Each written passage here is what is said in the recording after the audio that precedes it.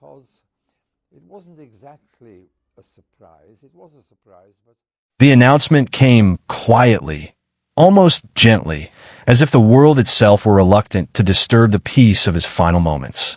Tom Stoppard, the legendary playwright whose elegant wit and intellectual fire had shaped modern theater for more than 60 years, had died at his home in Dorset. He was 88, surrounded by his family, departing the world as softly as a closing curtain. And with that quiet exit, one of the greatest literary voices of our time faded from the stage, leaving behind a silence heavy with memory, admiration, and disbelief. News traveled quickly. Actors, directors, playwrights, novelists, and fans around the world paused their day to absorb what had happened. Across social media, tributes poured in with a warmth that felt almost intimate. People didn't just admire Tom Stoppard, they loved him. He was that rare kind of genius who could bend language into music, who could make philosophy feel like comedy, who could make a stage feel alive simply by allowing characters to think, argue, laugh, and question everything. And now, the man who had once rewritten the rules of theatrical storytelling was gone. In London's West End, the city's theaters prepared a tradition reserved only for giants. They would dim their lights in his honor. The idea of those bright, iconic marquees darkening for 2 minutes stirred a mixture of grief and reverence. It felt right. It felt earned. It felt like the only gesture powerful enough to acknowledge the loss of a man whose scripts had once lit those very stages with an intelligence so bright it almost seemed impossible. For decades, Stoppard's words had echoed inside these buildings, his ideas crackling through the air like sparks. Now the same theaters would descend into darkness for him.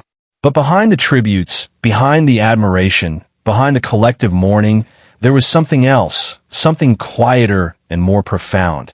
Tom Stoppard's story had always been shaped by silence. The silence of a childhood interrupted by war, the silence of a father lost in the chaos of occupation, the silence of a past that he did not fully understand until late in life. His death reminded people not only of the brilliance of his mind, but the weight of the journey he had carried alone. On the night after his passing, crowds gathered around the West End. As the lights dimmed, something extraordinary happened. The noise of London, the buses, the taxis, the crowd chatter, seemed to fade. Tourists stopped walking. Theater lovers lowered their heads. For 2 full minutes, the city became still, holding a breath in honor of the man whose voice had once seemed inseparable from the heartbeat of British theater. In that stillness, something became clear. Tom Stoppard had not just changed the stage. He had changed the way people thought, the way they listened, the way they understood language and life itself. This story is about the final chapter of his extraordinary life, a gentle ending to a mind that burned so brightly for so long. A farewell to a literary titan who slipped out of the world with the same grace and subtlety that had always defined him. Long before fame, before London, before the ovations and awards, Tom Stoppard was a child shaped by forces far larger than himself. Born Tomáš Strasler in 1937 in Zlín, Czechoslovakia, he entered a world already drifting toward catastrophe. When the Nazis invaded, his Jewish family fled to Singapore in hope of safety, but war found them yet again. As the Japanese advanced, Stoppard, his mother, and his brother were evacuated to India. His father stayed behind, serving as a doctor, and would never return. He died during the Japanese occupation, a loss Stoppard discovered only later in life. In Darjeeling, surrounded by mountains and mist, Stoppard began the strange transformation that would define him forever. He learned English. He absorbed the rhythms of British schooling. He began reading, constantly, voraciously, with curiosity that seemed matched only by his wit. When his mother married British Army Major Kenneth Stoppard, the family moved to England and Tom received a new name, a new identity, and eventually a new destiny. He would later describe himself as a naturalized Englishman, someone who had slipped into the culture with surprising ease, yet carried inside him the unspoken ache of displacement. That duality, the outward charm and the inward storm, would eventually surface in his writing, where characters often questioned fate, identity, and the invisible architecture of their existence. The boy who had crossed continents without understanding why had become a man who needed the world to make sense, even if the answers arrived in jokes, paradoxes, or philosophical riddles. His childhood was both a blessing and a wound. It gave him language. It took away certainty. And from that tension, his voice would one day emerge. By 17, Stoppard had left school and stepped into the bustling world of journalism. He worked as a reporter for the Western Daily Press in Bristol, covering everything from minor accidents to local politics. The newsroom was chaotic, smoky, relentless, and exactly what he needed. Journalism sharpened his prose. It taught him discipline. It taught him structure. It taught him how to write fast, think faster, and recognize a story before it fully revealed itself. In the evenings, he began attending plays, eventually writing theater reviews under the pseudonym William Booth, borrowed from Evelyn Waugh. Sitting in the darkness of small auditoriums, scribbling observations as actors rushed across the stage, he absorbed the mechanics of performance without even realizing. He was studying. He watched how dialogue revealed character, how silence created tension, how movement shaped emotion. And slowly, the idea of writing for the theater began to take root. He wrote radio plays. He experimented with short scripts. He absorbed everything he could. And then, through a Ford Foundation grant, he traveled to Berlin, alone, broke, determined to write. It was a strange, isolating period, but it was also the moment when he broke through the noise of daily life and heard, perhaps for the first time, the sound of his own voice. Out of that solitude came the spark that would ignite his career. The year was 1966, when the world first encountered the strange brilliance of Rosencrantz and Guildenstern Are Dead. Premiering at the Edinburgh Fringe Festival, the play was like nothing audiences had ever experienced. It took two minor characters from Shakespeare's Hamlet, two figures most audiences barely remembered, and placed them at the center of their own existential riddle. They flipped coins that always landed on heads. They argued about fate and chance. They stumbled through scenes with no understanding of the plot that surrounded them. They laughed. They panicked. They questioned the universe. And in doing so, they held up a mirror to everyone watching. It was hilarious. It was unsettling. It was profound. Critics were stunned. Producers took notice. The National Theater embraced the play, catapulting Stoppard into overnight fame. Broadway followed. Awards followed. And suddenly, a young playwright who had once struggled to pay rent in Berlin was now being hailed as the most original voice of his generation. People began using a new word to describe his work, Stoppardian. It meant dialogue that sparked like electricity. It meant philosophy disguised as comedy. It meant a universe where ideas, irony, and emotion collided in unpredictable ways. From that point forward, his career was not a climb. It was a launch. Throughout the 1980s and 90s, Tom Stoppard entered what many consider the golden era of his life. The real thing arrived first, revealing a deeper emotional honesty than audiences had seen from him before.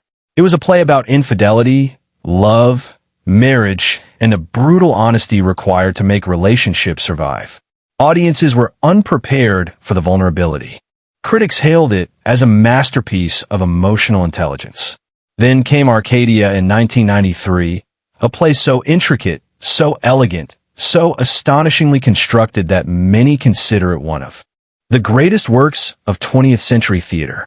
It moved between centuries in the same English estate, weaving together mathematics, chaos theory, romantic longing, scientific discovery, and the quiet tragedies of misunderstanding. It was both dazzlingly intelligent and emotionally devastating. Even Stoppard himself said that Arcadia might be his finest work. After that came the invention of love, a tender, sorrowful meditation on memory, aging, and unspoken desire.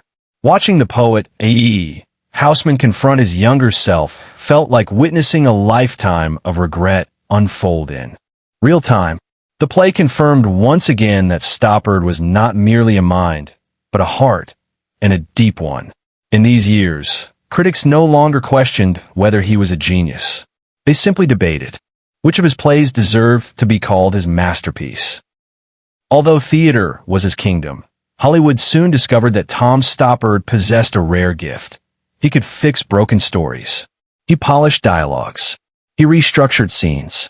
He breathed coherence into scripts drowning in confusion. His influence touched Brazil, Empire of the Sun, Indiana Jones and the Last Crusade, and Star Wars, Revenge of the Sith. Directors whispered his name like a secret weapon. But his most celebrated cinematic triumph came with Shakespeare in Love, a witty, luminous film that earned him an Academy Award. His fingerprints were all over it, the cleverness, the warmth, the deep affection for language and theater. And although he could have stayed in Hollywood and become a fixture, he didn't. He always returned to the stage. Hollywood was a diversion. Theater was home.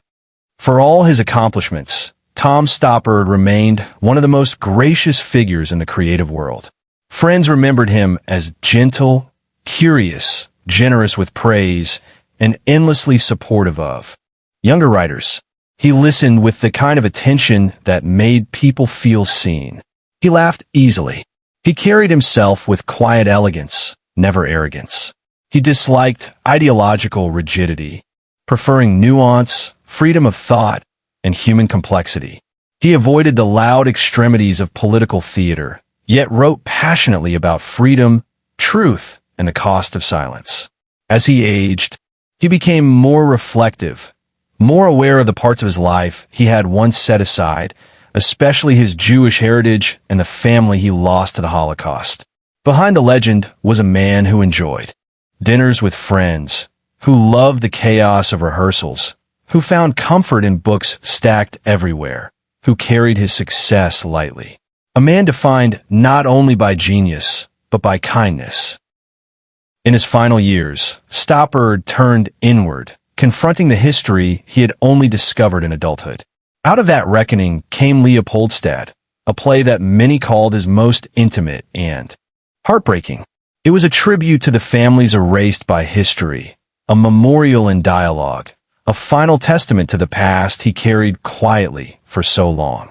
As age slowed him down, he spent more time with family, more time reflecting, more time embracing the quieter joys of life. And then, on a calm day in Dorset, he left the world. Peacefully, softly, just as he had lived, even at his most. Brilliant, with grace. When the West End dimmed its lights, the gesture felt both monumental and strangely small. How could 2 minutes of darkness honor a man who had illuminated the stage for generations? Yet in that silence, in that stillness, people understood that his legacy didn't end with his death. It lived in every line he wrote, every idea he awakened, every mind he challenged, every heart he touched. Tom Stoppard may have left the stage, but the world he built, one of curiosity, humor, longing, intellect, and courage, will echo for as long as people speak his words. If this story moved you, subscribe to Gone But Iconic for more untold histories, final chapters, and the lasting echoes of the legends who shaped our world. And in the comments, tell us, which Tom Stoppard work changed you the most?